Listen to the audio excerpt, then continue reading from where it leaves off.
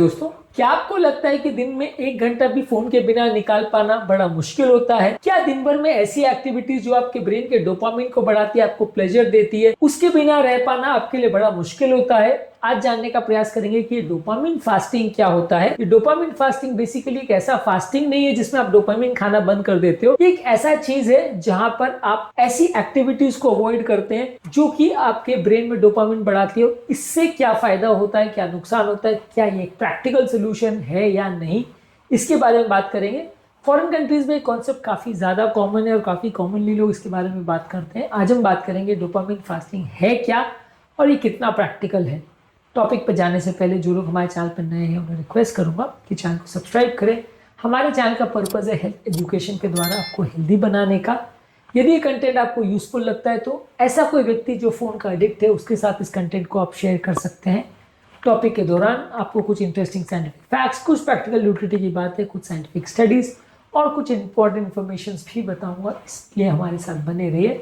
चलिए शुरू करते हैं हमारे साथ हेल्थ का सफर।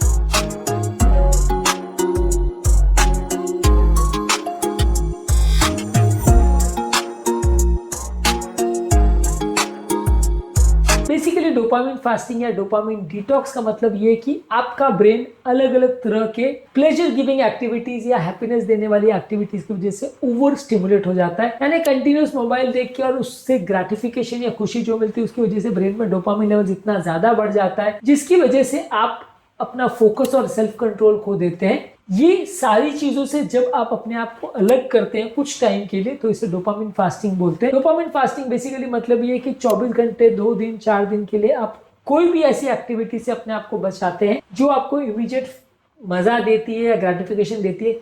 For example social media, video games, junk food, mobile देखना, कोई भी तरह की ऐसी एक्टिविटी जिसको करने से आपको मजा मिलता है उसको आप पूरी तरह से अवॉइड करते हैं और ये टाइम में आप कोई ऐसी एक्टिविटी करते हैं जो आपको उस तरह का ग्रेटिफिकेशन नहीं देता। फॉर एग्जाम्पल आप किताब पढ़ रहे हैं या कोई गेम खेल रहे हैं या कोई ऐसी चीज है जो आपको वैसा डोपामिन किक या फन नहीं देती है। वैसी चीजों में अगर आप 24 से 48 घंटे या उससे ज्यादा टाइम निकालते हैं तो उसको एक डोपामिन फास्ट बोलते हैं। ये फास्टिंग अलग अलग केस में अलग अलग टाइम ड्यूरेशन का हो सकता है। आप इसको 1 दिन के लिए कर सकते हैं, 2 दिन के लिए कर सकते हैं, बहुत ज्यादा दिन के लिए कर सकते हैं। इस दौरान आप लो स्टिमुलेशन वाली एक्टिविटीज जैसे मेडिटेशन, एक्सरसाइज, गार्डनिंग करना, कोई हॉबीज के लिए टाइम स्पेंड करना या पढ़ने पे अपना टाइम स्पेंड कर सकते हैं। यानी ऐसी चीजें जो आपको बहुत मजा नहीं देती, किक नहीं देती, वो सारी चीजों को इस दौरान करते हैं। इसका बेसिकली फायदा ये है कि आपके ब्रेन में ये कंटिन्यूस डोपामिन जो जाता है वो ओवर स्टिमुलेशन कर देता है जिसकी वजह से आपका कंसंट्रेशन और प्रोडक्टिविटी कॉम्प्रोमाइज हो जाती है। आप किसी भी चीज को एंजॉय ही नहीं कर पाते हो, आपका ओवरऑल फोकस और कंसंट्रेशन कॉम्प्रोमाइज हो जाता है। जब आप डोपामिन फास्टिंग करते हो तो ब्रेन का ओवर स्टिमुलेशन बंद हो जाता है और आपका ब्रेन प्रॉपर कंसंट्रेशन और फोकस कर पाता है। इसके अलावा अच्छी एक्टिविटीज को आप बेटर वे में अप्रिशिएट कर पाते हैं, अपने दिन भर के एक्सपीरियंसेस को ज्यादा एंजॉय कर पाते हैं। यदि आपके ब्रेन में कंटिन्यूस डोपामिन ड्राइव आता रहेगा तो आप कोई भी छोटी मोटी खुशियों को एंजॉय ही नहीं कर पाओगे। आपका टाइम पूरा टाइम मोबाइल में घुसा रहेगा या ऐसी एक्टिविटीज में घुसा रहेगा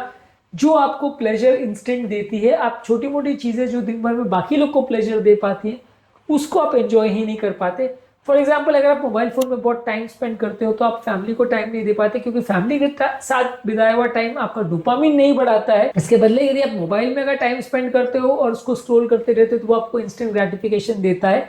तो ये एक्टिविटी आपकी जो एक्चुअल प्लेजर देने वाली या लॉन्ग टर्म हैप्पीनेस देने वाली चीजों को करता है। तो यदि आप डोपामिन फास्टिंग करते हैं और एटलीस्ट कुछ दिनों के लिए करते हैं तो वो बाकी चीजों को एंजॉय करने की काबिलियत बढ़ाता है। इसके अलावा आपका सेल्फ कंट्रोल भी इंप्रूव करता है जिससे आप अपनी खराब हैबिट्स को या डोपामिन बढ़ाने वाली जो हैबिट्स जिसमें आप हमेशा इन्वॉल्व रहते हैं उससे आप खुद को बचा सकते हैं। लेकिन इस मामले में थोड़ी और कंसिडरेशन है क्योंकि ये डोपामिन फास्टिंग अपने आप में बहुत बड़ा कॉन्सेप्ट नहीं है और ये लॉन्ग टर्म में एक्चुअल में कितना फायदा करता है वो कह पाना मुश्किल है।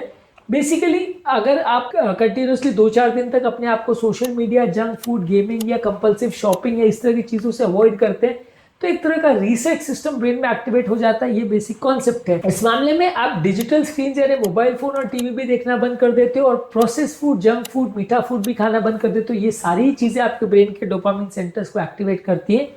ये शॉर्ट एब्स्टिनेंस जो है आपके ब्रेन को एक तरह से रीसेट करता है। हालांकि ये चीजें कितना अच्छी तरह से काम करती है और लॉन्ग टर्म कितना हेल्प करती है इस मामले में काफी डाउट है, क्योंकि ये फास्टिंग करने के बाद लोगों का जो रिस्पॉन्स होता है वो कुछ टाइम के लिए नॉर्मल हो सकता है, लेकिन बाद में वापस वो अपनी पुरानी एक्टिविटीज में जा सकते हैं। कई बार ये डोपामिन डिटॉक्स के कॉन्सेप्ट को या डोपामिन फास्टिंग कॉन्सेप्ट को एक सूडो साइंटिफिक कॉन्सेप्ट माना गया है। इस मामले में कोई बहुत बड़ी रिसर्च नहीं है जो शो करती है कि ये बहुत बड़ा सक्सेसफुल चीज है।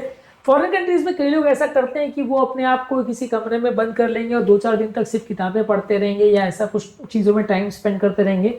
ऐसा लोग करते हैं और उससे वो कहते भी है कि उनको फायदा मिला, पर इस मामले में कोई clear cut scientific data available नहीं है या कोई बड़ी ट्रायल अवेलेबल नहीं है कि जिससे ये शो होता है कि लॉन्ग टर्म पेशेंट्स को फायदा मिलता है। कुछ एनेक्डोटल रिपोर्ट्स हैं जहां पे लोग बताते हैं कि हमको इससे फायदा मिला, लेकिन वो लॉन्ग टर्म कितना ज्यादा फायदा मिलता है वो कह पाना थोड़ा मुश्किल है। इस तरह के कॉन्सेप्ट में कई बार अगर आप एक्सट्रीम फास्टिंग करते हो और अलग तरह की चीजों में खुद को इन्वॉल्व करते हो तो कई बार वो आपकी मेंटल हेल्थ को इंप्रूव करने के बलते उल्टा बिगाड़ भी सकती है और एक मैल एडेप्टिव रिस्पॉन्स डेवलप कर सकती है। इसलिए इस तरह के कॉन्सेप्ट को प्रॉपर सोच विचार करके और एक बैलेंस्ड अप्रोच आप रखो तो ये अच्छा है। दिन भर आप साल भर मोबाइल देखो और उसके बाद 2-4 दिन के लिए मोबाइल बंद कर दो तो उससे सारी चीजें रीसेट नहीं हो जाती। उससे ज्यादा बेटर ये है कि आप हमेशा के लिए अपनी आदतों को चेंज करो और उसको प्रॉपरली अडॉप्ट करो, तो वो एक ज्यादा सक्सेसफुल कॉन्सेप्ट माना जा सकता है। इस मामले में ये डोपामिन फास्टिंग जो ये ओल्डर रिचुअल्स जैसे कि rest days, meditation, seasonal retreats और साइलेंट रिट्रीट्स, जो लोग तपस्या के लिए चले जाते थे, कुछ चीजों से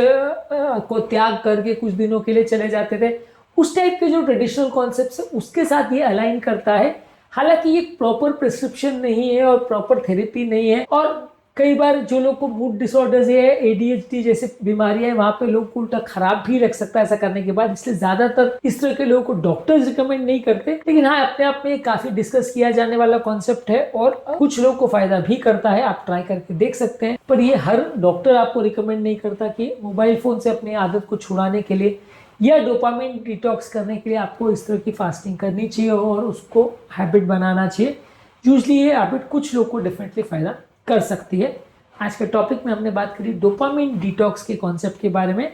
उम्मीद करूंगा कि आज के टॉपिक में कुछ नई बातें जानने को मिली होगी, और यदि आपके परिवार में कोई ऐसा है जो इस तरह की एक्टिविटीज को एंजॉय करता है और दिन भर मोबाइल फोन और टीवी में टाइम स्पेंड करता है, उसके साथ इस वीडियो को जरूर शेयर करिए। टॉपिक एंड करने से पहले जो लोग हमारे चैनल पर नए हैं उन्हें रिक्वेस्ट करूंगा चैनल को सब्सक्राइब करें। आपके कमेंट्स हमें जानने में मदद करते हैं कि आपको हमारा कंटेंट कैसा लग रहा है, प्लस हमारे लिए मोटिवेशन और इंस्पिरेशन का भी काम करते हैं। वीडियोस को देखते रहिए, शेयर करते रहिए और हेल्थ के सफर में आगे बढ़ते रहिए।